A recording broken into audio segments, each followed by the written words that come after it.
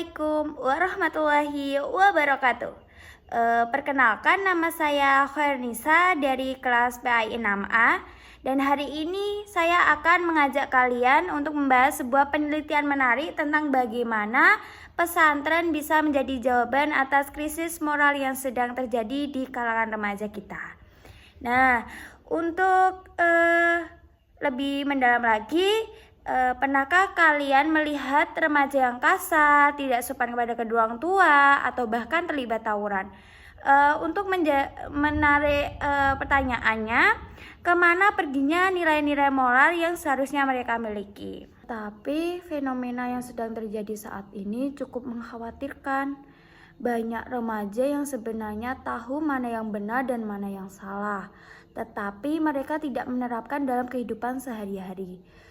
Untuk menurut data yang saya kutip dari penelitian ini, pada tahun 2016 tingkat kekerasan di kalangan remaja Indonesia mencapai 50%. Jadi belum lagi masalah narkoba dan pergaulan bebas yang terus meningkat. Ini bukan hanya soal kenakalan biasa ya teman-teman. Ini adalah krisis karakter yang nyata. Nah, disinilah pesantren masuk sebagai solusi. Pesantren adalah lembaga pendidikan Islam tertua di Indonesia yang sudah lama dikenal dan mampu mencetak generasi dengan karakter yang kuat dan moral yang kokoh. Baik teman-teman, untuk selanjutnya itu saya mengambil beberapa poin penting dari penelitian ini. Yang pertama itu, penelitian ini dilakukan oleh Livia Astuti dan Agus Winarti dari Universitas Insan Cendekia Mandiri, yang tempatnya itu di Bandung, dan diterbitkan di Jurnal Al-Hayat tahun 2026. Tujuan pertamanya itu adalah untuk mengetahui bagaimana pendidikan moral di pesantren berkontribusi dalam membentuk karakter sosial remaja. Jadi karakter remaja kita itu sudah terbudidaya, sudah tercampur dengan budaya-budaya barat. Terus selanjutnya, lokasi penelitiannya adalah pesantren Narul Ulum di Kabupaten Subang, Jawa Barat. Jadi sebuah pesantren yang masih relatif baru, berdiri tahun 2022 dengan 40 santri dan baru 1 angkatan wisudawan. Justru dari situ juga, karena masih baru, penelitian ini bisa melihat proses awal pembentukan karakter secara lebih jelas dan lebih mendalam. Metode dari penelitian ini yang digunakan adalah kualitatif fenomenologi. Jadi artinya peneliti langsung turun ke lapangan selama 6 minggu, melakukan wawancara mendalam dengan kiai, ustadz, dan para santri, serta mengobservasi langsung kehidupan sehari-hari mereka. Jadi di sini saya menekankan kepada pemirsa, teman-teman, untuk lebih berhati-hati dalam bergaul. Jadi kan kita sudah dewasa nih, jadi kita wajib tahu mana yang baik dan mana yang buruk. Jadi misal kita diajak narkoba, kasar kepada kedua orang tua, itu jangan dilakukan lagi. Bisa diganti dengan kita berbakti pada kedua orang tua, nurut pada orang tua, sekolah yang benar, begitu ya teman-teman. Kita harus jauh-jauh dari pergaulan yang negatif-negatif. Jadi kita itu harus positif, ke jalan yang benar lagi, agar karakter kita itu bisa berubah dengan kemauan kita. Kayak kita itu harus pintar-pintar lah pokoknya.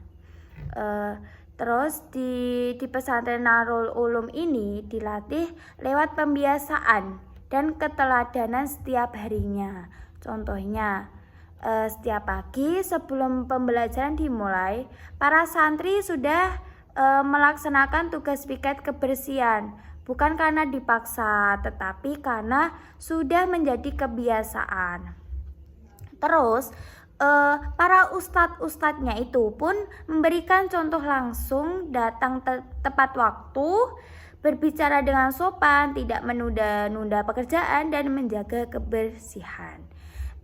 Dan setiap Jumat malam itu ada kegiatan muhasabah, yaitu sesi merefleksi diri, di mana santri diajak untuk mengevaluasi perilaku mereka sendiri. Sudah jujurkah saya hari ini? Contohnya ya, sudah bertanggung jawabkah saya hari ini? Dan nanti hasilnya karakter seperti disiplin dan kejujuran tumbuh bukan dari perintah, tetapi dari dalam diri santri itu sendiri. Selanjutnya di penelitian ini juga santri belajar hidup bersama dan peduli terhadap orang lain. Contohnya santri hidupkan selama 24 jam sehari dengan teman-temannya dari berbagai latar belakang ya teman-teman. Ini tuh juga menciptakan laboratorium sosial yang sangat nyata. Contohnya itu saat teman sakit nih, santri lain secara otomatis mengambil alih tugas piketnya, mengantarkan obat dan membawakan makanan tanpa diminta. Jadi Ustadz Kiainya itu Nahrul Amin mengatakan, dan saya kutip di kira-kira maknanya itu begini: kami selalu menekankan pentingnya kebersamaan. Kalau temannya sakit, harus ada yang menjenguk. Akhlak itu bukan hanya kepada Allah, tetapi juga kepada sesama manusia. Dan di akhir semester itu juga ada program bakti sosial, membersihkan masjid, mengajarkan mengaji kepada anak-anak sekitar, dan membagikan sembako. Inilah cara santri belajar bahwa kepedulian sosial itu bukan teori, tetapi tindakan nyata. Selanjutnya itu fondasi dari segalanya di pesantren. Itu kehidupan spiritual santri sangat terstruktur. Contohnya sholat 5 waktu berjamaah, membaca Al-Quran setelah maghrib, mengkaji kitab kuning setiap pagi dan sore, serta zikir dan muhasabah sebelum tidur. Yang menarik juga bukan sekadar rutinitas ini, tapi makna dari baliknya pesantren itu. Seorang santri kelas 9 bercerita kira-kira seperti ini. Di sini kami tidak hanya disuruh rajin sholat, tetapi kami diajarkan pentingnya niat dan keikhlasan. Kiai mencontohkan langsung selalu berzikir setelah sholat, tidak pernah marah ketika kami berbuat salah. Dari situ kami belajar bahwa ibadah bukan sekadar kewajiban, tetapi cara menenangkan hati. Jadi di poin ini juga diajarkan tentang keteladanan kiai dan ustadz. Inilah yang membuat nilai spiritual itu meresap ke dalam kepribadian seorang santri. Baik teman-teman, jadi dari penelitian ini juga ada 3 rahasia mengapa pendidikan moral di pesantren begitu efektif. Yang pertama itu pesantren menjadi uswatun hasanah, tempat mencari keteladanan. Jadi nilai-nilai yang tidak hanya diajarkan secara teori, tetapi langsung dicontohkan langsung oleh kiai dan ustadz setiap harinya. Remaja belajar paling cepat dari apa yang mereka lihat, bukan dari apa yang mereka dengar. Yang kedua itu pembiasaan. Jadi karakter itu terbentuk bukan dalam satu hari ya teman-teman, tetapi melalui pengulangan yang konsisten. Rutinitas harian di pesantren dirancang oleh agar nilai-nilai moral menjadi bagian dari kebiasaan hidup. Yang ketiga itu kedisiplinan yang penuh kasih. Jadi aturan itu di pesantren bukan untuk menghukum, tetapi untuk membentuk sebuah karakter. Jadi para ustadz itu bukan sekadar guru, mereka adalah orang tua kedua yang mendidik dengan hati. Dan hasilnya nanti kita lihat di akhirnya, santri yang lulus pesantren memiliki kemampuan sosial internal yang sangat kuat, empati tinggi, mampu bekerja sama, sopan dalam berkomunikasi, dan mampu menyelesaikan konflik dengan kepala dingin. Baik, jadi bisa disimpulkan bahwa dari penelitian ini membuktikan bahwa pesantren bukan sekadar tempat belajar agama. Pesantren adalah ekosistem pembentukan karakter yang komprehensif melalui 3 dimensi. Yang pertama itu personal, sosial, dan spiritual.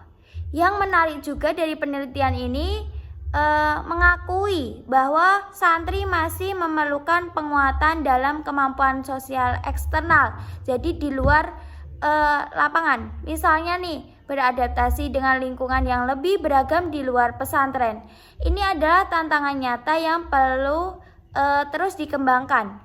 Nah, yang menjadi pertanyaan saya sekarang, dan ini juga saya ajukan ke pemirsa yang menonton, pertanyaannya itu simple sih, yaitu bisakah sistem ini diterapkan di sekolah umum?